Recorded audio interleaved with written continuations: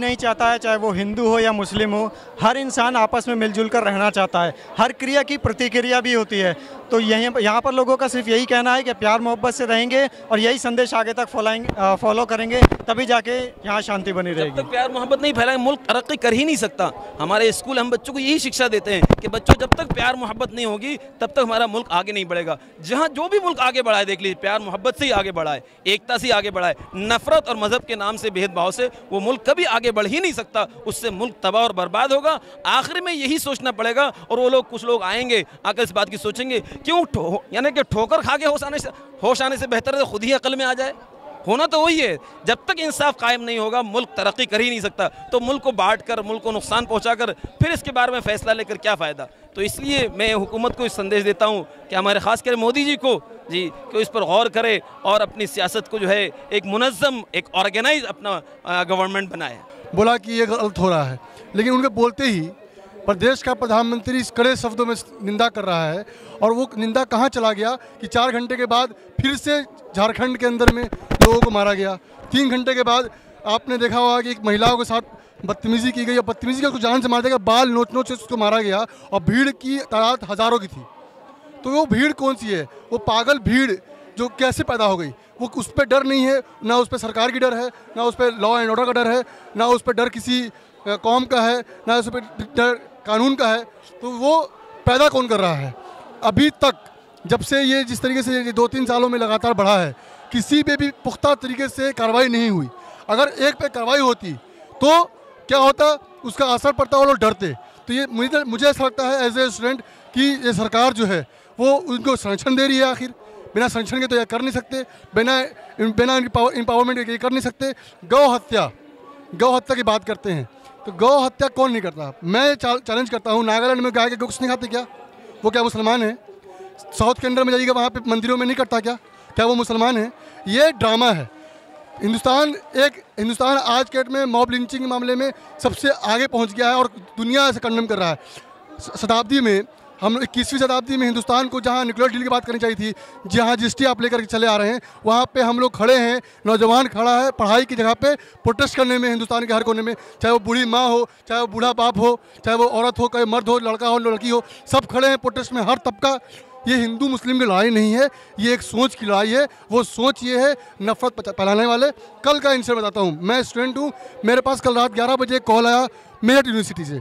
4-5 लोग निकाब बना करके आए थे मुंह पे, और वहाँ पे 2-4 बच्चे पढ़ते हैं कश्मीर के। उनसे पूछा तुम कहाँ के पढ़ने वाले लड़के हो? उन्होंने कहा कश्मीर से पढ़ते हैं। उनको मारा, वो मार के भाग गए। वो मारना क्या था? वो मारना यह था कि ये वहाँ पे आतंक फैलाना चाहते हैं। वो छोटे छोटे हरकत करके पिन करना चाहते हैं ताकि आप आग उगला हो जाइए। अभी हम लोग यहाँ पे पीसफुली यहाँ पे प्रोटेस्ट चल रहा है। कुछ लोग यहाँ पे भगवा झंडा लेके दौड़ करके आए, आ करके हरदंग मचाना शुरू किया।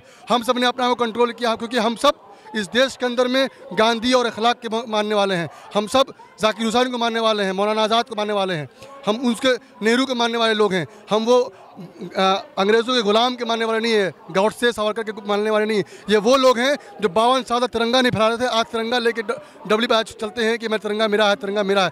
तिरंगा उनका अगर है तो 52 साल पहले तक तिरंगा क्यों नहीं फैलाया? हमारे पास 1000 सबूत ऐसे पड़े हैं। आप इतिहास उठाकर देख लीजिए। यही सावरकर के मानने वाले, गॉडसे के मानने वाले लोग ये आतंकवादी के साथ खड़े थे। कौन आतंकवादी? अंग्रेज आतंकवादी। आज ये भगवा आतंकवादी के रूप में घूम रहे हैं। कोई बोलता है हिंदू आतंकवादी, मैं बोलता हूँ हिंदू आतंकवादी नहीं। हिंदू भी हमारा भाई है, क्रिश्चियन भी हमारा भाई है, हर कौम का हर एक आदमी मुसलमान है, तो मुसलमान हमारा भाई है। ये कौम की बात नहीं है। जो बात ये करने वाले लोग हैं, उनके खिलाफ जो नफरत की बात करता है वो गलत कर रहा है। और देश के प्रधानमंत्री सिर्फ बयान देने के लिए प्रधानमंत्री नहीं बने हैं। आपके पास पुलिस है, आपके पास आर्मी है, आपके पास IB है, CBI है, सब चीज़ है। आप उस पर एक्शन क्यों नहीं ले रहे हैं? मेरा सवाल ये है कि आप सिर्फ भाषण क्यों दे रहे हैं? और अच्छा, आपने भाषण दिया, एक्शन हुआ। अम्बेडकर यूनिवर्सिटी में गए थे लखनऊ, वहाँ पे उन्होंने माँ भारती के लाल बोल रहे थे। क्या जुनैद की माँ भारती के लाल नहीं है? क्या नजीब की माँ तड़प रही है, रो रही है, गिलगिला रही है? हज़ारों वीडियो पड़े हैं। हमारे आंसू गिर गए, आपके आंसू नहीं निकल रहे। तो ये देश का जो एक माहौल बना है, ये माहौल का पूरा जिम्मेदार सरकार है। और सरकार को जल्द से जल्द समझना पड़ेगा। क्योंकि मैं आपको एक वाक़या बताना चाहूँगा। मुग़ल शासन ख़त्म कब हुआ? बहादुर शाह जफ़र जब इस हिंदुस्तान के अंदर में शासन कर रहा था, मुग़ल सल्तनत का आखिरी वारिस था वो। उसके रहते हुए दिल्ली के अंदर में भी यही माहौल था। दिल्ली के अंदर में उसके किले के बाहर में इसी तरीके से आपस में टकराव था। वही टकराव फिर से आ गया है कि बल्लभगढ़ में जुनैद जो ईद की खुशियाँ मनाने के लिए कपड़ा खरीद के जाता है, उसको चूरे घोप घोप के मारते हैं। वो कैसी भीड़ है, वो भीड़ कैसी इंसेसिव हो गई है, कैसी इंसेसिटिव हो गई है कि उसे दर्द नहीं हो रहा है। कल मुझे भी मारा जाएगा, कल आपको ही मारा जाएगा अगर आज हम लोग जीत नहीं गए। ये 20 लोग की मौत नहीं है, ये 20 करोड़ की मौत नहीं है, पूरे हिंदुस्तान की मौत है। और हिंदुस्तान एक साथ खड़ा है, चाहे हम सब लोग एक साथ खड़े होकर के इसके खिलाफ खड़े हैं। दलित भी हमारा भाई है। ये मतलब हमें बोलना पड़ रहा है दलित, अभी ये बोलने की जरूरत नहीं थी।